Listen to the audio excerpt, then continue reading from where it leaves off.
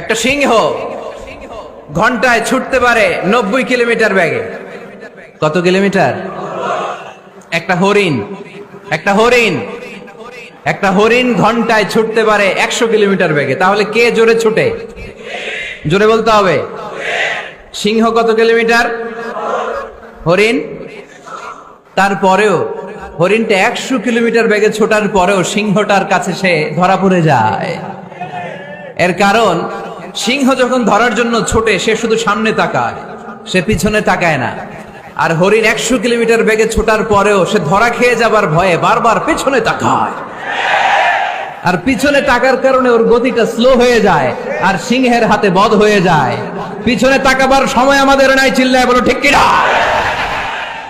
আমরা অহংকার শিখি নাই, আমরা হিংসা শিখি নাই, আমাদের বুকে আছে বুক ভরা ভালোবাসা। আমি বিএনপি বুঝি না, আওয়ামী লীগ বুঝি না, জাতীয় পার্টি বুঝি না, জামাত ইসলাম বুঝি না, তাবলীগ বুঝি না, পীরের মুরিদ বুঝি না।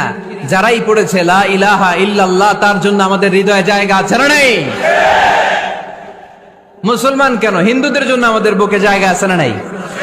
হিন্দু ভাই যদি বলে আমি পড়বো আশহাদু আল্লা ইলাহা ইল্লাল্লাহ ওয়া আশহাদু আন্না মুহাম্মাদ রাসূলুল্লাহ, তার জন্য আমাদের দরজা খোলা আছে না নাই?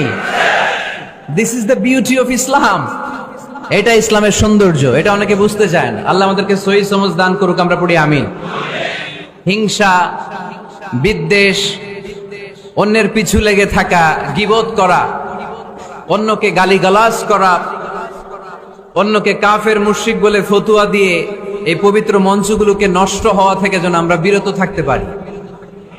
আওয়াজ করে পড়তে হবে আমিন।